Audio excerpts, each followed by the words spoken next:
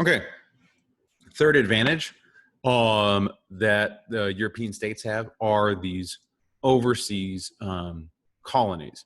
Now, a couple things that should be noted. Europe is not that much richer than other societies at the dawn of the colonial era. But then fast forward to the kind of the end, and they are. So a lot of times there's this causation where it's like, was because of these colonies all that Europe became so wealthy because of the wealth extraction. And we'll see some of that is true. We'll see that in the argument that we're going to look through here, but it's a much more nuanced case than just a simple wealth extraction story. And if that were the case, Spain or Portugal, which had the wealthiest colonies, would be the richest. But that's not what we see when we fast forward. We see it's places like England and Germany that really come to dominate in the late 19th, early 20th century, places that were kind of late on the colonial scene. So there's something else beyond just simple wealth extraction going on. And this is much more, I'm relating this in the reading assignment to the resource curse, like finding a resource. What happens to your country after you find some sort of valuable resource, finding oil or finding gold? So the podcast this week that I'm assigning kind of relates to this. And we'll talk a little bit more about it in the discussion section. So what Acemoglu, Johnson, and Robinson argue in their seminal paper on this, it's really the interaction between trade and institution that gives the Europeans an advantage. Okay, and we'll see exactly how this plays out. All right. So first, we're going to just kind of show the growing rise of Europe, and again, we're going to use the urbanization rates as a proxy for development. So we can see here comes Western Europe. So you can see Western Europe getting richer in this period, and then we can really see it here in the 1800s, kind of coinciding with the Industrial Revolution. We can see this is particularly true for your countries with an Atlantic trade of some kind. All right. And then you can see again, the Atlantic ports within those cities are the ones that also seem to have fared the best. And we can also see that in general trade has increased over the period. So there's this relationship between trade and growth. Okay. But there is this divergence between two sets of countries. So we have Spain, Portugal, and France on the one side, and England and the Netherlands on the other. So there's not much going on here with these Iberian cities, these Iberian trading ports, the Spain, Portugal, and France. These are on the Iberian Peninsula. And so we can see, a little bit of growth, but not to the extent of the growth that we see in the British Atlantic ports, which really take off. And so their argument essentially is there's lots of wealth pouring in to both these places. But in order for true economic growth to happen, for that true sustained innovation to happen, you really need the right set of institutions. And so if you have absolutist institutions where the king or the monarch really controls everything, that wealth really just helps solidify that power. In a country where the king is more constrained, some of that wealth flows to the merchant class, and the merchant class is able to use that wealth to argue or fight for better institutions. Essentially strengthens this other group that then argues or is able to implement better institutions, and that's what leads to growth, not necessarily the wealth itself.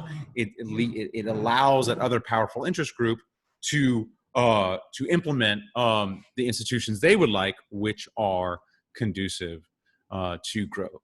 So if we go to England, essentially the monarch loses a war here, diminishes their power. And then we have the Glorious Revolution in 1688, where James I loses, and again, this strengthens the merchant class. So the merchants essentially are winning power throughout the 17th century. with the exception of the Dutch East India Company, which is a monopoly that sides with James here. And so after, sorry, there's some construction going on over here. Sorry if you can hear that.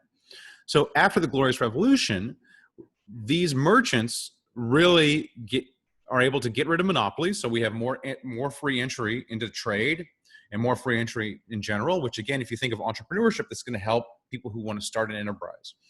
And then also the Bank of England is formed. So these are both policies the merchants advocated for, and they're both conducive to growth. Similar thing going on in the Netherlands, where the Dutch merchants are getting wealthy, and they really gained their power in this war of independence. And we can see their profits from trade really make a difference. As this quote, winner would be whoever is left with the last escudo, escudo being a coin.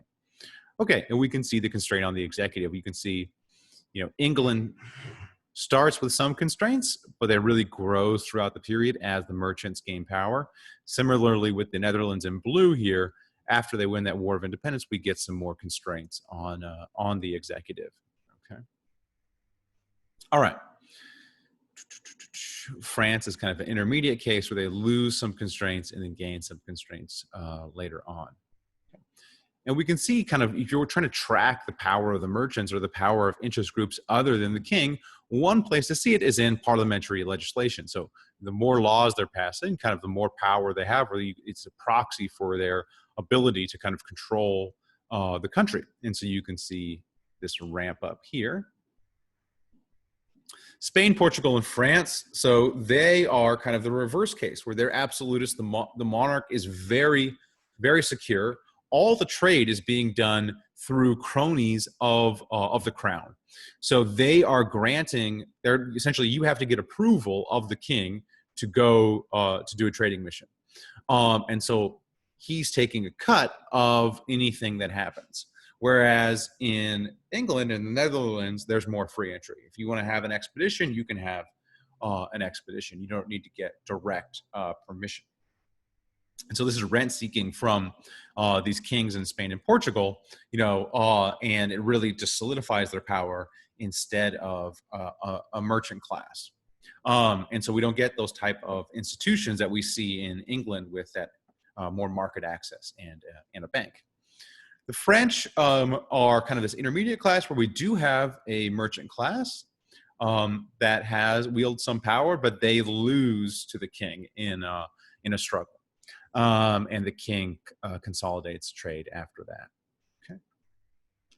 So it's really this conjunction of like finding this wealth overseas or extracting this wealth overseas, but how does that interplay with your institutions? Again, relating that to the present, you could think of a country when it finds oil. Is this a good thing or a bad thing for a country? Well, it depends on what's going on in the country. It may be a bad thing if you have some sort of brutal ruling class, and finding that oil just strengthens their power. And kind of makes them untouchable. Think Saudi Arabia. Whereas if you have kind of strong institutions, more pluralistic institutions, more inclusive, you may be able to manage the wealth that comes in from that oil better. Think Norway, or even the U.S. To some extent. Okay. All right. That is the end of that lecture. Moving on to the Enlightenment next.